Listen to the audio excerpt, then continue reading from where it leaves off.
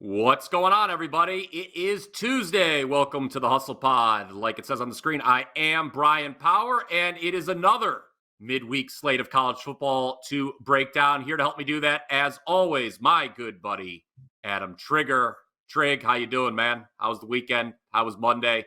Talk to me. It was actually great, Brian. I had a great football weekend, one of my best ones of the season. And it went right through last night. Hit the Vikings, 6-1 run, college football, NFL right now. So actually, after a poor start because on Thursday I had the Saints and Marshall, both of which lost, and tough. Still seeing Foster Moreau drop that ball in my sleep. But since then, rattled off 6 or 7. And it feels odd because I have a 5% college football play tonight. They started putting Conference USA on Tuesday and Wednesday, which is a conference that I'm always tend to be involved in. So it's weird. We got a 5% football play on a Tuesday. Not really sure how I feel about these big college football games. Well, big for me, we like these smaller conferences happening on a Tuesday, but at least it comes off a nice run. So we get right back to it with a big play tonight. Awesome. I, too, had the Vikings outright on Monday. That was nice. Had George Kittle over receiving yards, so it was 2-0 in football for me. Unfortunately, baseball, the less said the better last night. And I really needed that 2-0 Monday sweep because that 5% loss I had on Sunday. I don't do a lot of 5% plays. That one hurt. I will take it to my grave that the Pittsburgh Steelers have been frauds for the last 3 years. And in this life or the next, I will get my revenge on that team, I promise. But that's the NFL. Let's talk college football. As you mentioned, Trigg, Conference USA continues to dominate the weekday slate. Next week, it's MACtion. Of course, you and I have been breaking down MAC basketball elsewhere on Wager Talk TV. Check out the YouTube channel. Make sure you're subscribed, of course. You get those instant alerts anytime Trigg drops one of his college basketball previews. He's doing 30 in 30 days. You'll get notified. He and I have sat down and done 3 of them, all MAC teams, Akron, Kent, and Toledo. There's more to come. That's been very fun. But let's get to the gridiron here, and we will start on Tuesday with what's probably the most attractive weekday matchup, I'd say, Liberty at Western Kentucky. So Liberty, one of 9 remaining unbeatens we have left across college football, one of only 3 in the group of 5. And, of course, one of those 3, James Madison, over in the Sun Belt, ineligible for the New Year's Six Bowl spot due to some really archaic NCAA bylaws, but we're not the podcast for that. Tonight, the Flames, probably their toughest remaining hurdle towards an unbeaten regular season. Their final 4 games, for the record, Liberty, are against Louisiana Tech, Old Dominion, UMass, and UTEP, all but the UTEP game at home. And this could be a Conference USA title game preview, Trigg, because Jacksonville State, currently in second place, ineligible due to those same archaic NCAA bylaws that apply to James Madison. So it's a big game here, Liberty and WKU. I will say coming into the season, I did like Liberty to win this conference, but I think few would have expected them to be laying this many points or even be favored at Western Kentucky. The Hilltoppers, disappointing 4-3 straight up in ATS so far. They lose to Ohio State. Obviously, that was no surprise, but maybe a bit of a hangover the following week. They lose by 3 at Troy. And then last week, they lose at Jacksonville State on a last-second field goal. For what it's worth, the Hilltoppers were outgained pretty heavily in that loss. But here's the thing. All 3 WKU losses, easy for me to say, were on the road, 2 by just a field goal. So they're probably better than that overall record. At home, not only are the Toppers 3-0 straight up this season, but 11-4 straight up, 10-5 against the number since the start of 2021. And another interesting trend, this really piqued my interest. 2-8 straight up, last 10 as a dog for WKU, but 7-3 ATS. That includes 1-6 straight up, but 6-1 ATS as a dog of 3.5 to 10 points. So while the Toppers don't often win these games, they almost always cover them. I'm going to give you a play on the total for tonight. My one concern with WKU is stopping the run. They do allow more than 200 yards per game on the ground. Liberty, it's a little surprising how much they've run the ball. They're averaging 5.7 yards per carry, so I guess if it ain't broke, don't fix it yet. But with WKU's offense, specifically Austin Reed, right? He's been a little disappointing, but this Liberty defense has not faced a hard schedule so far, and they're giving up a half yard per play more in October than they did in September. When they played Bowling Green, New Mexico State, Buffalo, and FIU, a real rogues gallery there. Half yard per play difference, if you're unaware, that's pretty substantial. So this defense for Liberty is starting to fall off. And sure enough, last week, the Flames give up 332 yards passing to Middle Tennessee. So I think Reed can have a breakout game here on national television. I will take the over at 60.5. We've seen that number actually come down a bit this morning, which surprised me. But this could easily end up being a 35-31 game either way. That is my take on Liberty and Western Kentucky. Tuesday's other game is New Mexico State and Louisiana Tech. I have seen some Trigg say that the wrong team is favored in that game. I don't know. I'm lower on New Mexico State than I think everybody in America, so I don't know. I'm going to be staying away from that one.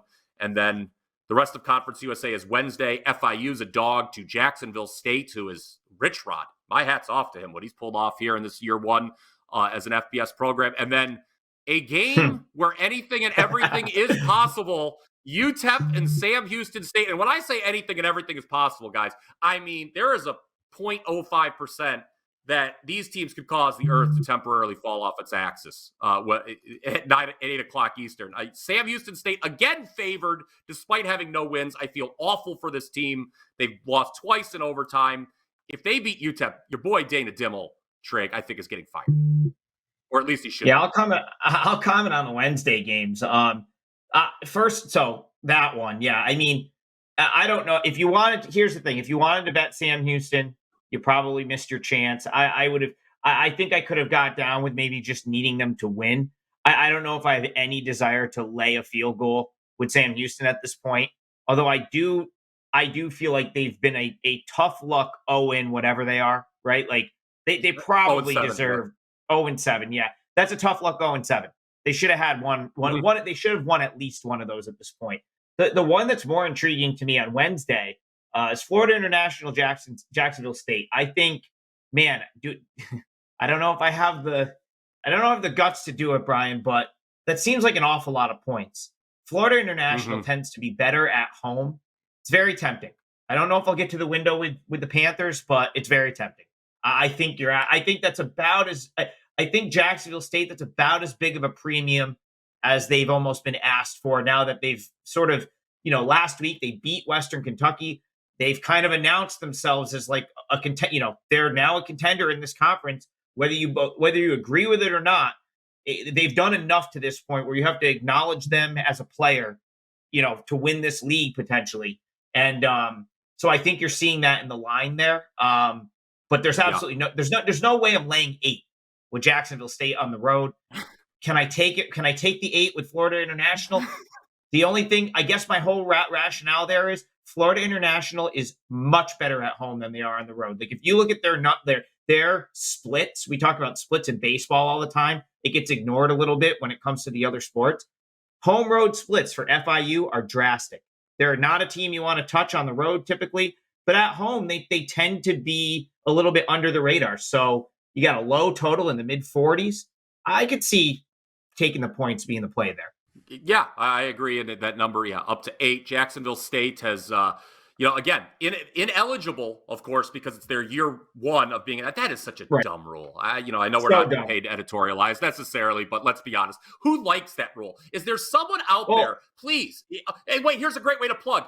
In the comments section below here on YouTube, we always appreciate your feedback. Let me know, anyone watching, do you agree with that rule and why? That a team can't play for its conference championship or make a bowl in its first year as an FBS program? It makes no sense. Well, the rule extends to other sports, right? Like we see it in the NCAA tournament. We've seen a couple of years. Merrimack last year won the Northeast Conference, and they would have been in Fairleigh Dickinson's spot, who beat Purdue in the NCAA tournament. But Fairleigh Dickinson got to go to the tournament, historic win.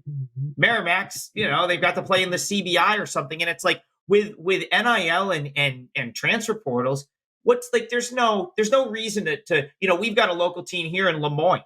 Like Lemoyne is a first year D1 this year. I'd like to be able to get excited about the other local team that's now a D1 school. But we have to wait 4 years before they can win a conference and go to the NCAA tournament. So it's a really dumb rule. And it sucks for the kids, really. You're only penalizing the student athletes who don't get the experience of either playing in the NCAA tournament or a Sun Belt title or a Conference USA title game, whatever it may be.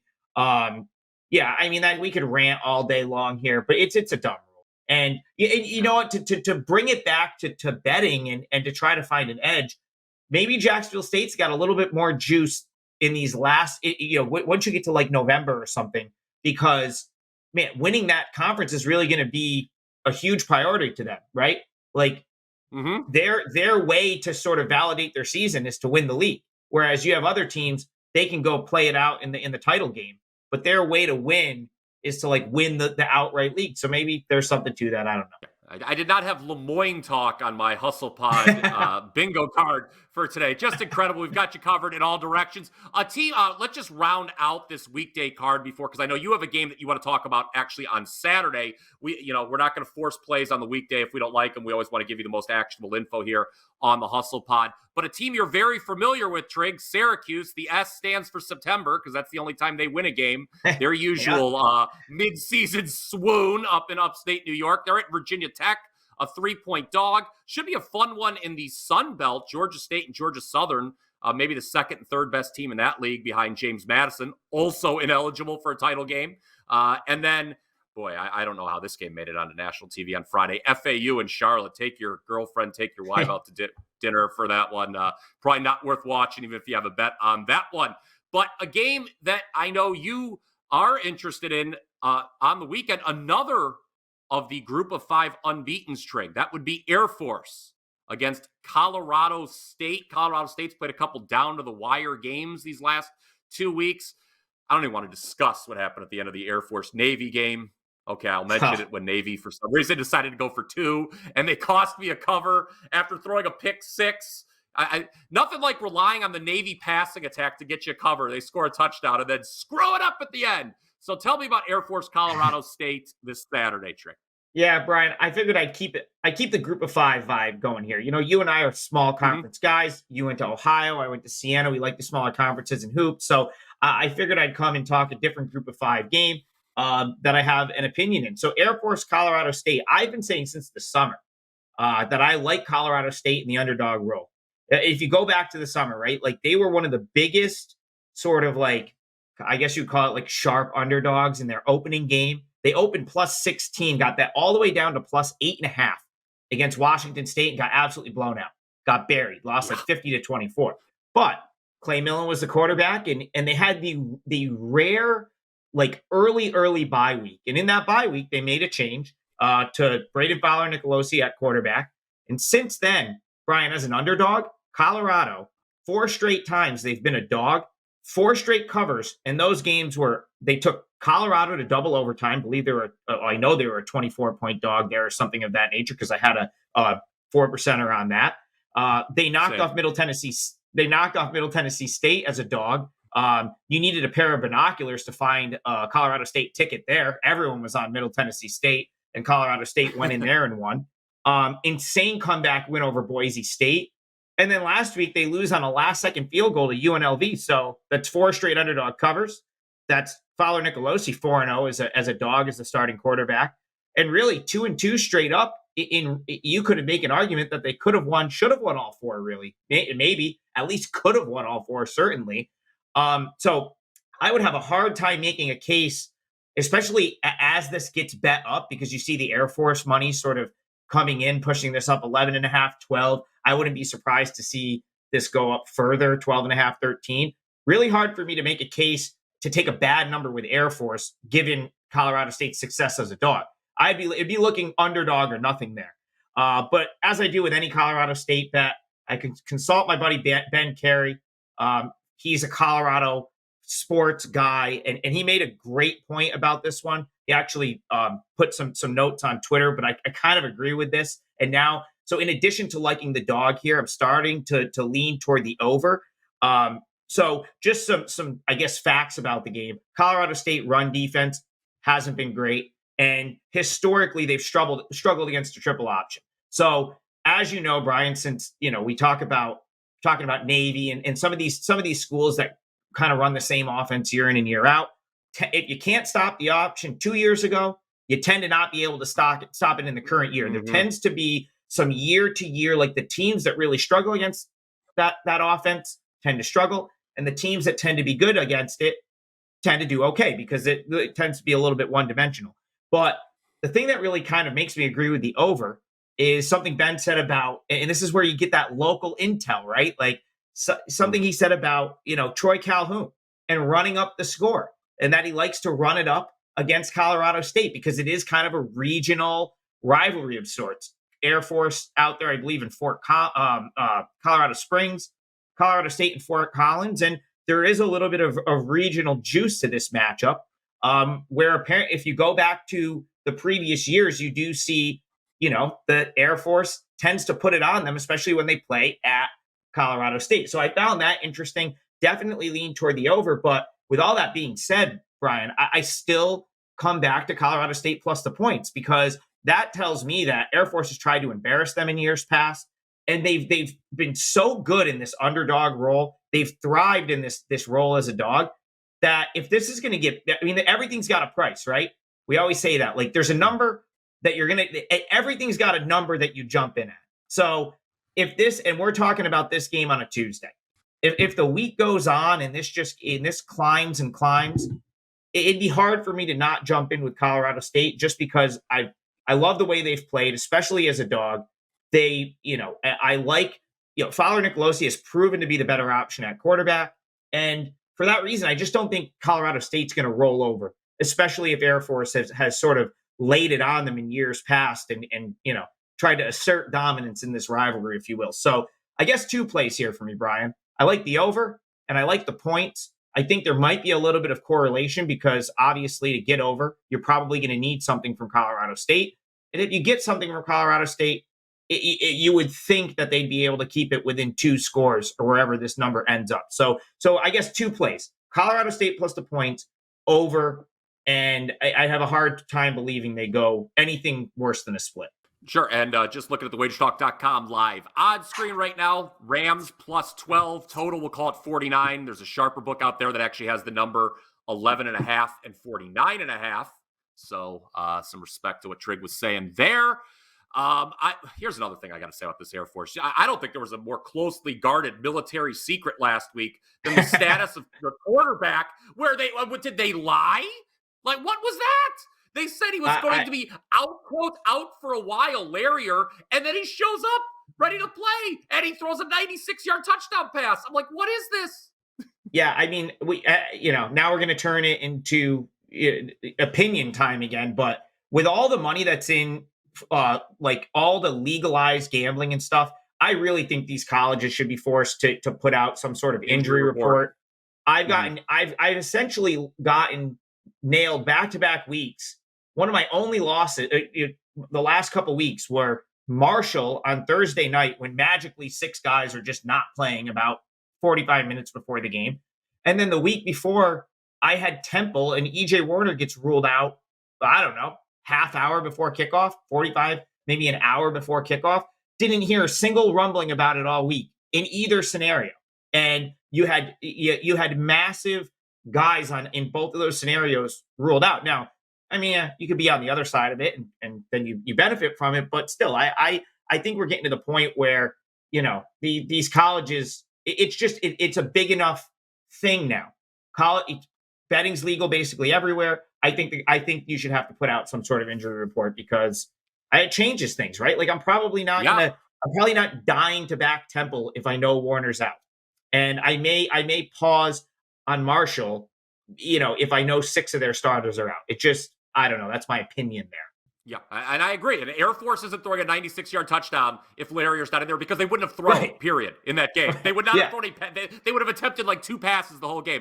All right, that is the midweek slate plus a little peek at the weekend, courtesy of Adam Trigger on Air Force, Colorado State. Guys, I do want to let everybody know, Trigg mentioned he has a 5% play for tonight. You're going to want to grab that, but you're also going to want to take a look at these 3-day all-access passes that are currently available site-wide at Wager Talk. You can get Trigg, you get me, you can get both of us.